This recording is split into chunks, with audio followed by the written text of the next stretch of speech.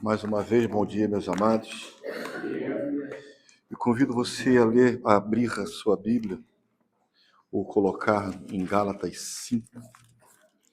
Nós já estamos indo no penúltimo capítulo, e nós vamos hoje estar vendo o capítulo 5 inteiro. Eu não vou lê-lo, conforme a gente vai lendo, a gente vai explicando cada versículo separadamente, expositivamente. Meus amados, nós estamos aqui diante de É um capítulo que ele é crucial entre a teoria da liberdade cristã e sua prática. Antes de entrar no texto, só queria trazer esses detalhes para a gente pudesse, quando entrar no texto, a gente poder entender mais profundamente, né? Ele vai dizer que a liberdade em Cristo não é uma licença para pecar, mas poder para amar e servir pelo Espírito, superando a carne. A igreja contemporânea, ela precisa estar alerta contra os perigos do legalismo e da libertinagem e conduzi-la a uma vida cheia do Espírito, manifestando o fruto do amor e santidade. A liberdade cristã é um conceito que tem sido muitas vezes mal interpretada.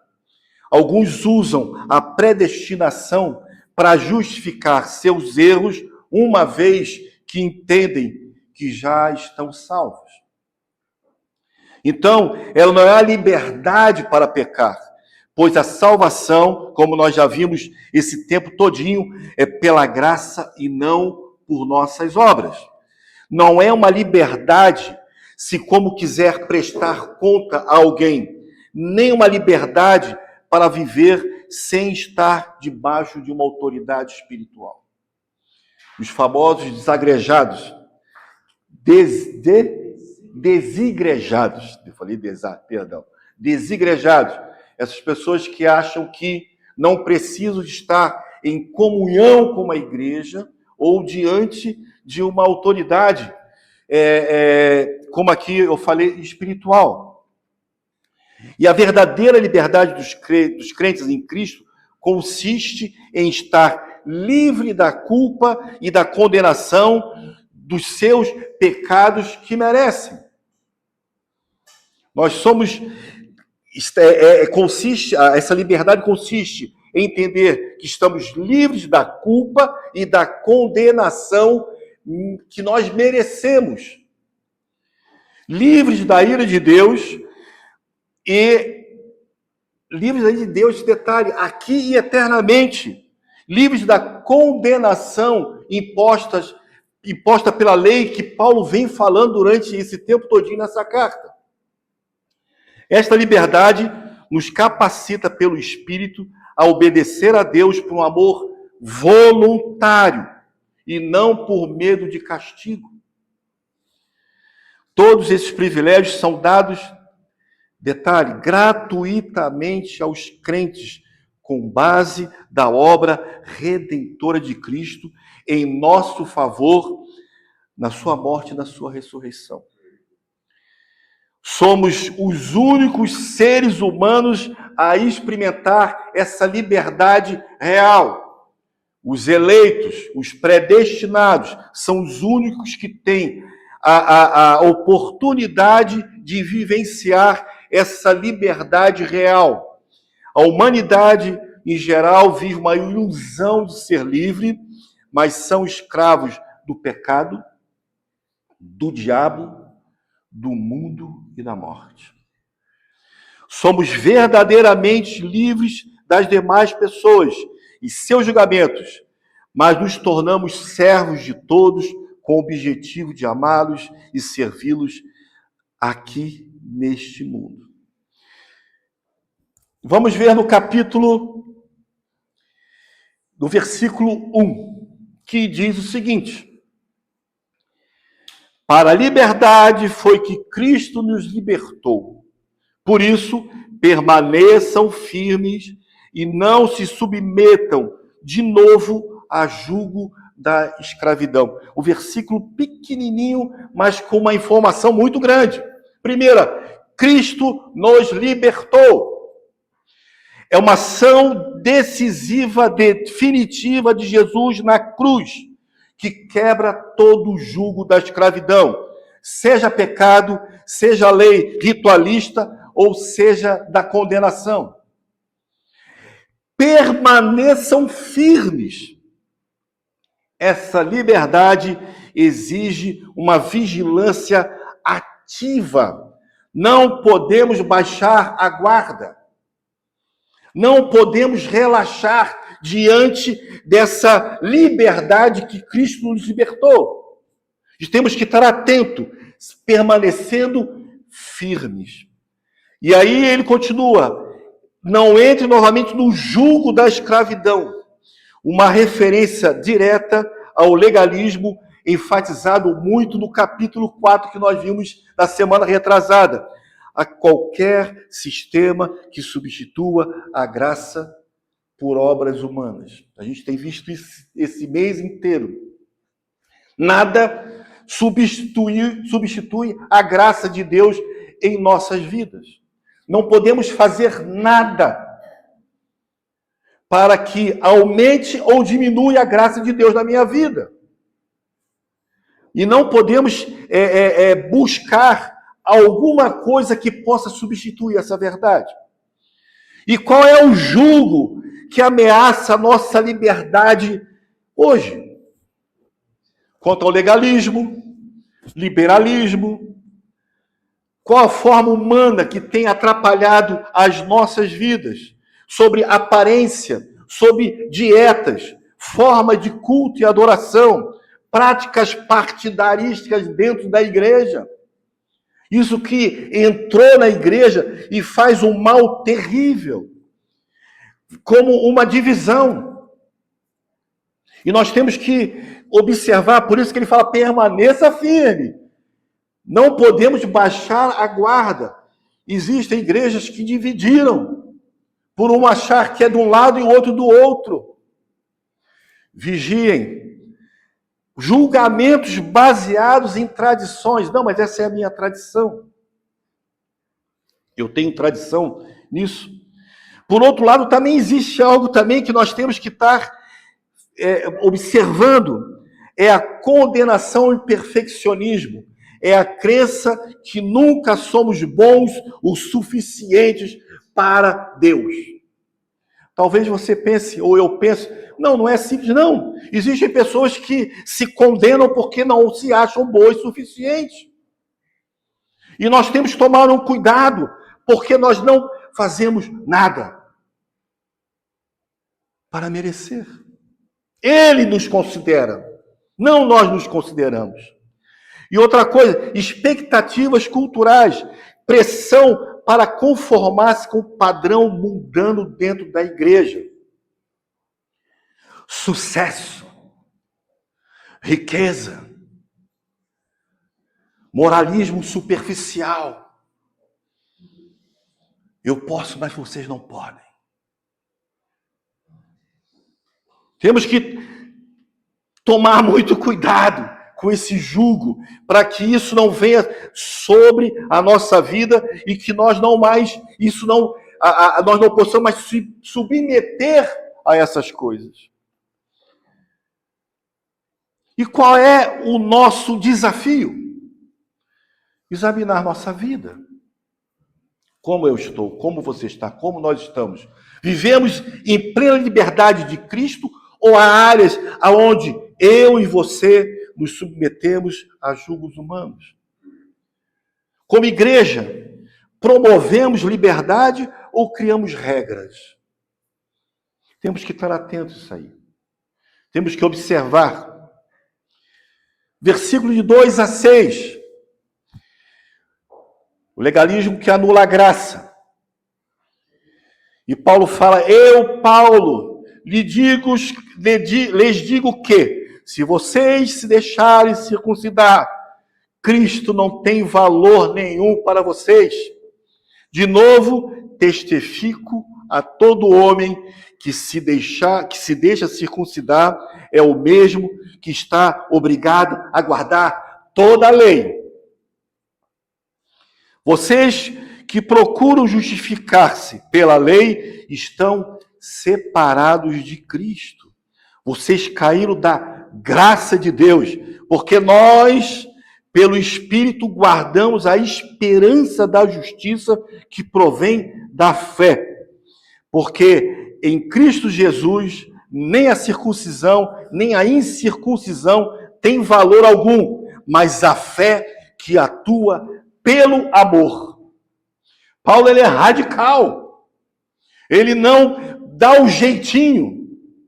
Ele não fala o veja bem.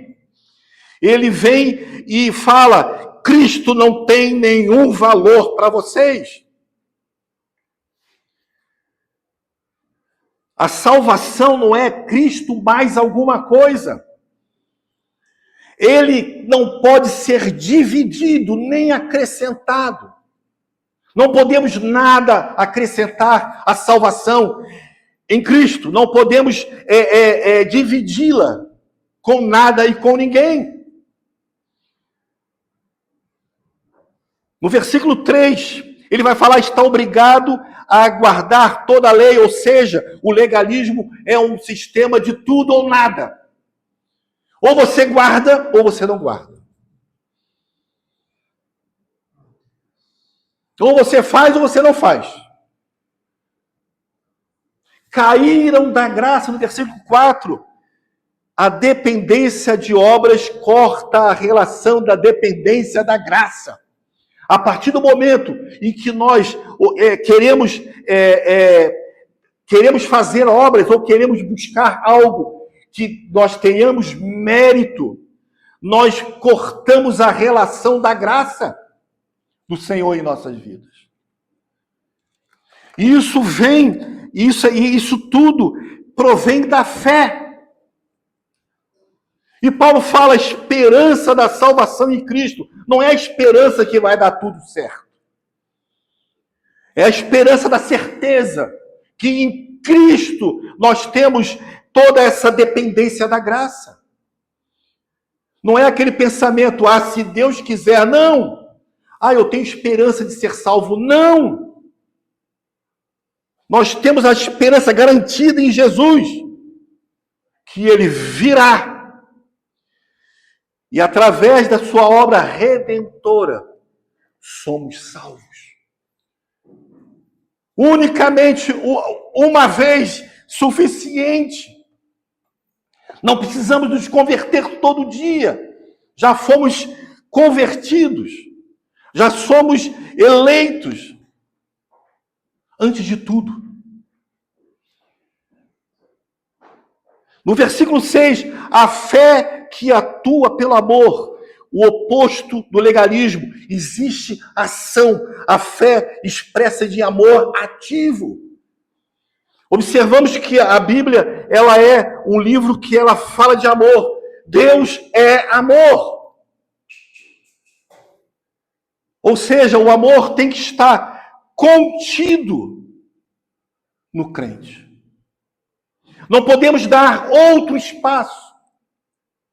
E aqui diz que qualquer tentativa de acrescentar requisitos humanos para a salvação, aceitação ou santificação anula a graça. A marca do cristão não é obediência a regras externas, mas a fé que expressa ativamente em amor.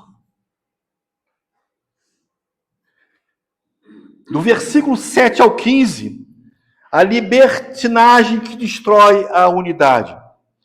Olha o que Paulo vem falando. Vocês vinham correndo bem, cara, estava tudo certo. Vocês estavam indo no caminho certo. Estava tudo bem, estava tudo... o que eu tinha pregado a vocês fez efeito. Vocês creram. Aí ele pergunta,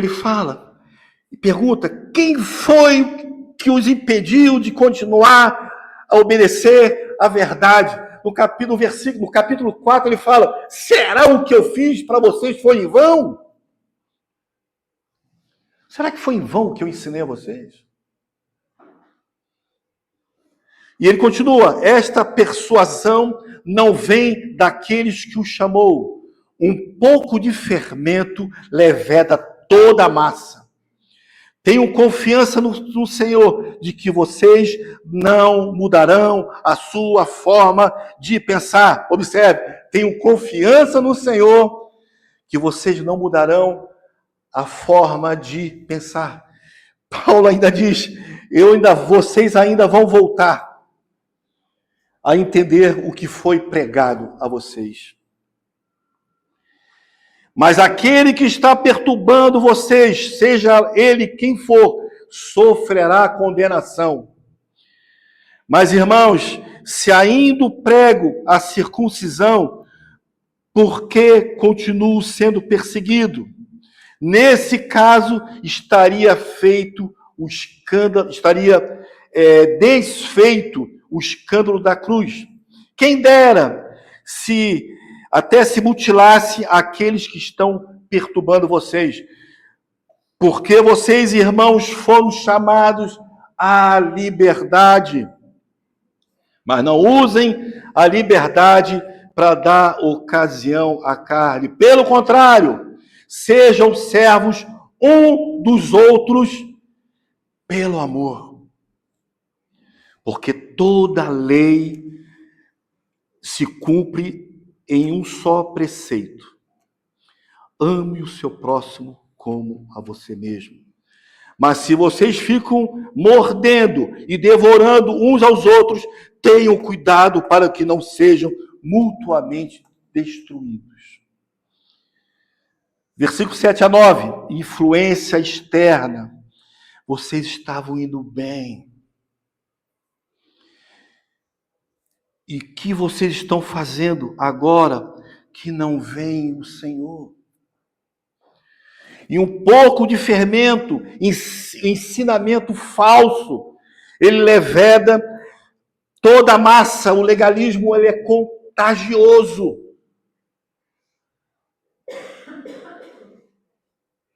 Ele contamina a igreja. O Paulo vai falar sobre o escândalo da cruz. A mensagem da graça radical é ofensiva ao orgulho humano que busca mérito. Ela é ofensiva ao homem que busca o mérito. No versículo 13, o perigo da liberdade mal entendida. Irmãos, vocês foram chamados para a liberdade. Mas não usem a liberdade para dar ocasião à carne. Não use a liberdade para justificar não usemos a liberdade para justificar os nossos achismos.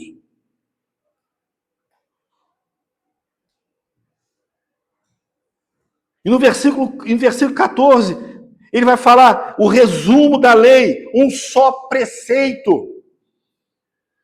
Toda a lei se resume em um só mandamento: ame o seu próximo como a si mesmo. Amar o amigo é muito fácil, ame o seu inimigo.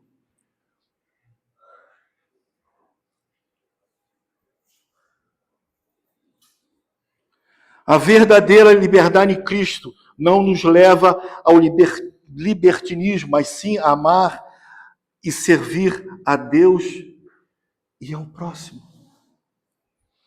Ame a Deus sobre todas as coisas e ao seu próximo como a ti mesmo.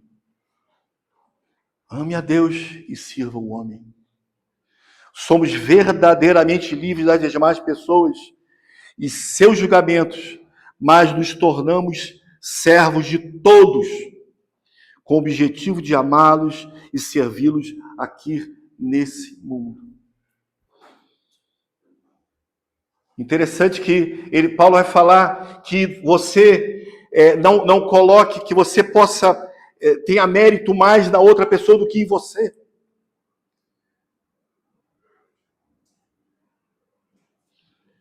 E o resultado disso tudo, quando não observamos essas coisas, quando ele fala, mas vocês ficam mordendo e devorando uns aos outros, tenham cuidado para que não sejam mutuamente destruídos. Liberdade é diferença de licença. O mundo grita, faça o que quiser, não é verdade? Faça o que você pode fazer, o que você quiser, você é livre. O Evangelho diz, você é livre para servir a Deus e ao próximo em amor. O mundo diz, tudo é permitido. O Evangelho diz, nem tudo convém.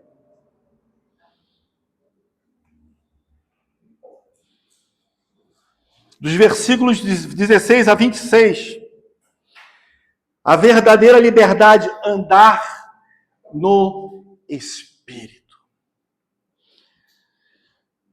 Digo, porém, o seguinte, vivam no Espírito, e vocês jamais satisfarão os desejos da carne.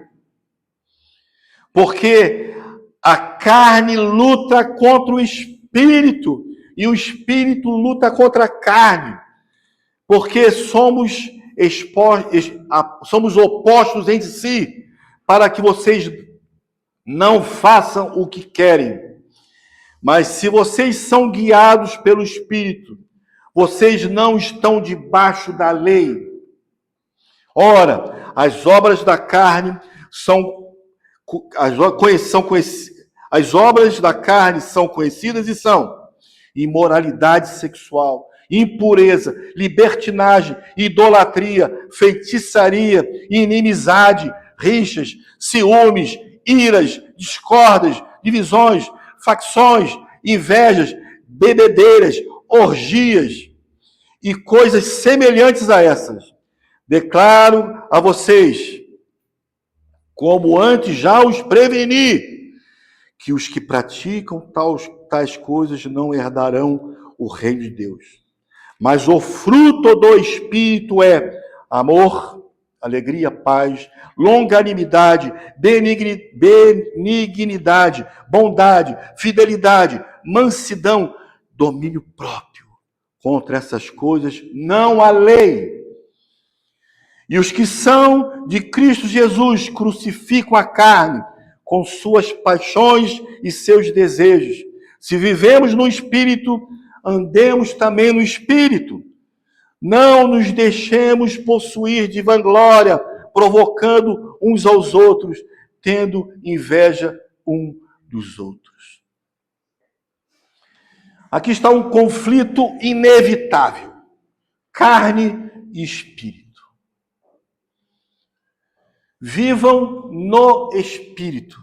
É uma ação contínua. Vivam no Espírito, uma ação contínua. É uma postura ativa de dependência e submissão. Jamais satisfarão os desejos da carne. Isso aí é uma promessa para quem anda no Espírito. Versículo 17. Porque a carne luta contra o Espírito e o Espírito luta contra a carne, porque são opostos entre si, para que vocês não façam o que querem. Aqui existe um conflito real, onde nós experimentamos uma guerra interna. A liberdade não elimina essa luta, mas nos dá a condição para resistir e vencer as tentações. Precisamos reconhecer essa batalha. A nossa vida é uma caminhada de dependência. Versículo 1. Perseverem Não foi dito que seria fácil.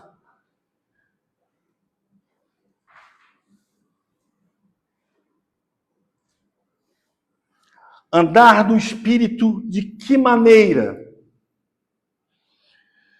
Oração constante. Oração constante é aquela que é independente da circunstância. Crie o hábito de orar. Independência se está bom ou se está ruim. Crie a dependência de reconhecer que o Senhor, Ele está no controle de todas as coisas. Nada foge do controle do Senhor. Quem fugimos somos nós. Estudo e obediência à palavra. Rodrigo frisou hoje pela manhã, no início do culto. Precisamos conhecer as Escrituras, precisamos comer a palavra do Senhor. Que seja um alimento diário, que seja uma busca diária, e não somente conhecer, mas cumpri-la. Não seja apenas um ouvinte, mas um praticante do que você aprendeu, do que nós aprendemos. Comunhão com os outros crentes, andar no Espírito, servir em amor. Não venha na igreja por obrigação, venha por amor. Amor à palavra, amor a cada um de nós. É o momento onde a gente se encontra. Não faça isso com uma obrigação, faça isso com prazer, com amor. Alegremos, como disseram, vamos à casa do Senhor. Aqui, uma família se reúne. Temos dificuldades, às vezes. Às vezes acertamos, às vezes erramos. Mas continuamos sendo uma família.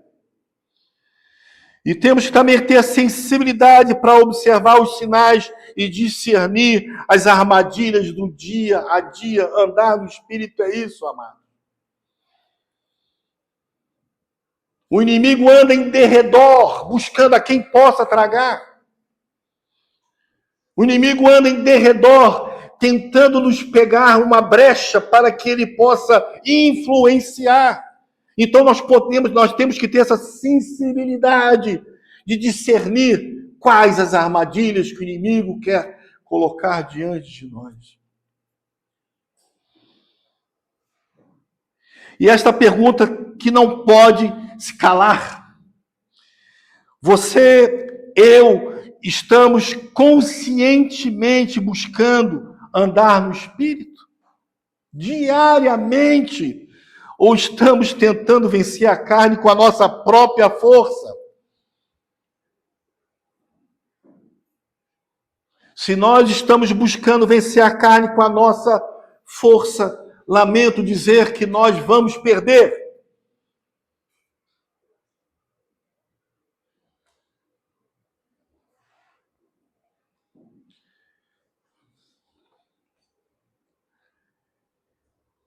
E ele vem falando, no 19, 21, ora, as obras da carne são conhecidas e são.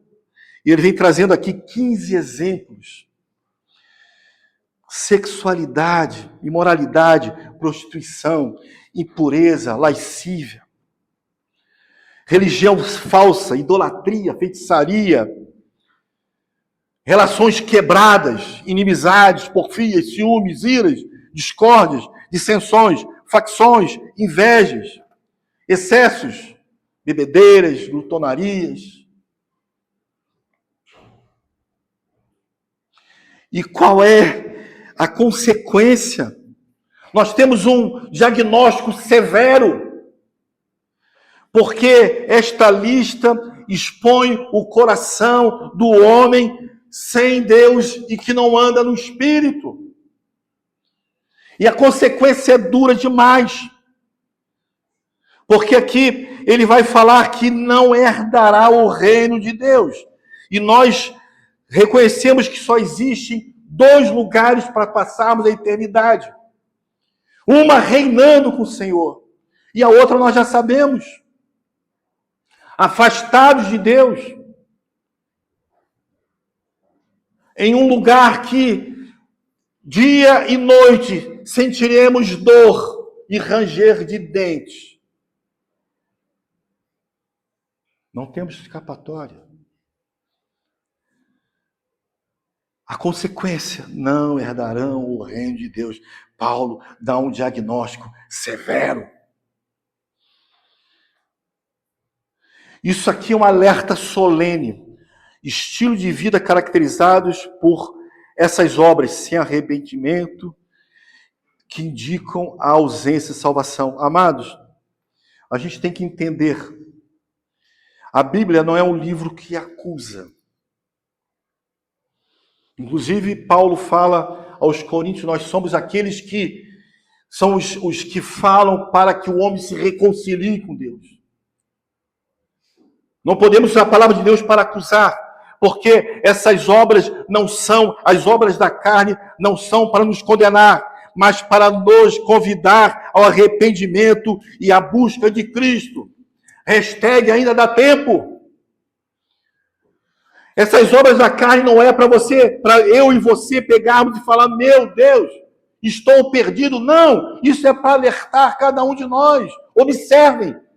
Observe, Beto, observe você. Como está a sua vida? Qual desses que você tem se encaixado?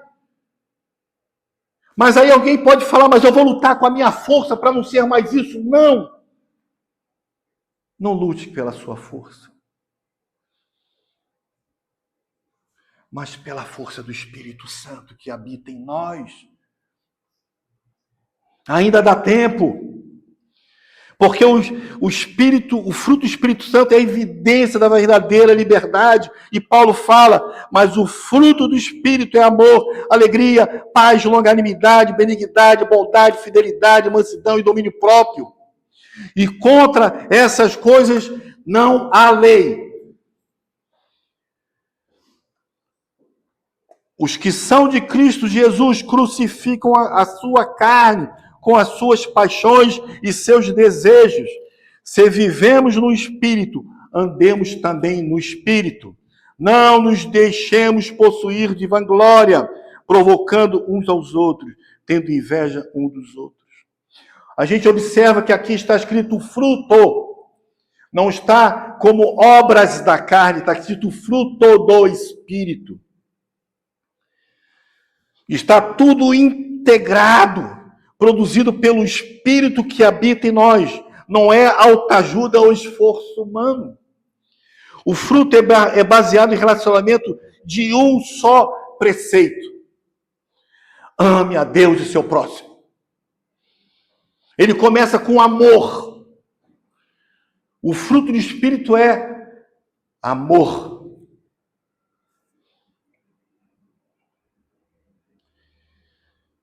Relacionamento com Deus, amor, alegria e paz. Relacionamento com o próximo, paciência, benignidade e bondade. Caráter interno, fidelidade, mansidão e domínio próprio.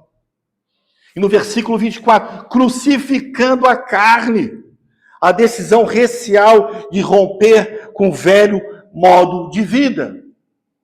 Eu nasci assim, eu sou assim, Gabriela.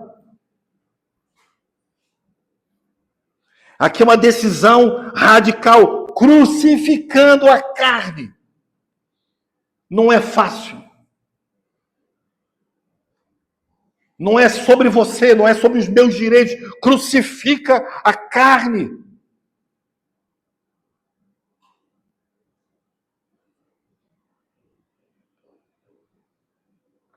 Decisão radical de romper o velho modo de vida. No 25, vivendo o Espírito, a vida diária guiada e sustentada pelo Espírito Santo.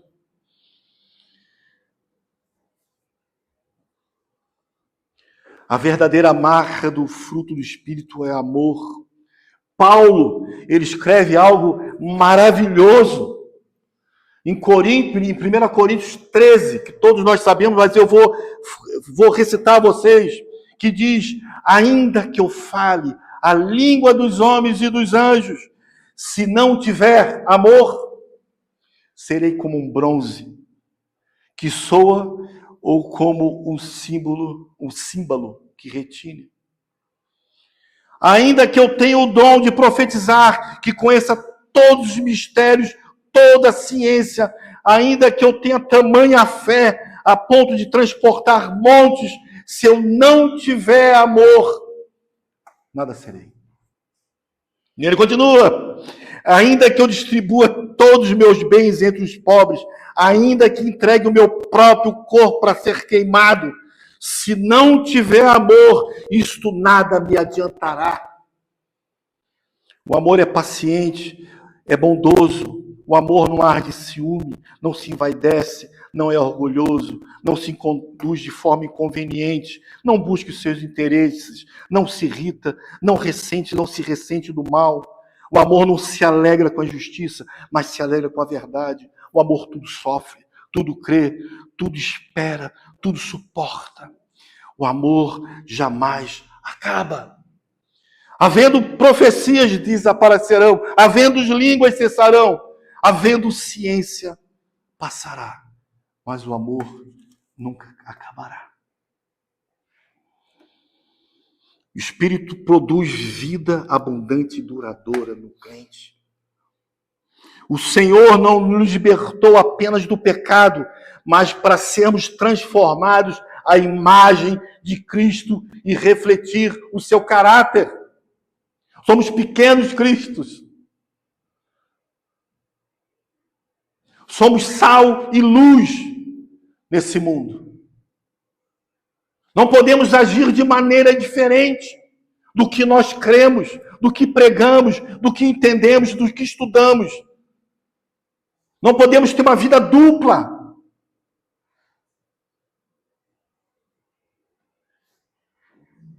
Se vivemos no Espírito, andemos também no Espírito. Não nos deixemos possuir de vanglória, provocando uns aos outros, tendo inveja uns dos outros. Viver no Espírito é reconhecer que somos dependentes de Cristo e que amemos só nós.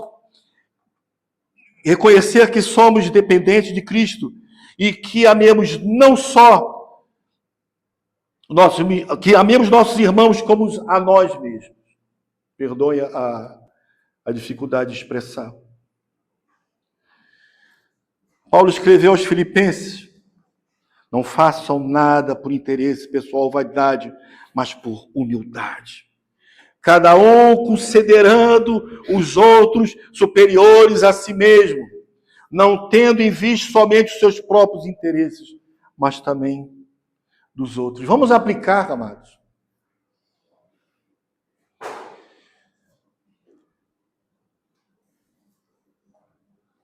Gálatas é um livro extremamente atual. Gálatas é um livro que nós devemos aplicá-los em nossa vida, não apenas lermos, mas aplicarmos. E a primeira aplicação é: defenda a sua liberdade. Rejeite todo jugo que não seja o leve jugo de Cristo. Mateus 11:30. Porque o meu jugo é suave e o meu fardo é leve. A segunda aplicação: ande no Espírito. Busque intencionalmente. Intencionalmente é saber o que você está fazendo. A sua intenção é buscar o Espírito. Busque intencionalmente a presença e a direção do Espírito Santo todos os dias. Através, sabe de quê? Da oração, da palavra, da obediência e da comunhão. A terceira aplicação: crucifique a carne. Tome decisões radicais contra o pecado. Arrependa-se e busque santificação. Cultive o fruto do Espírito.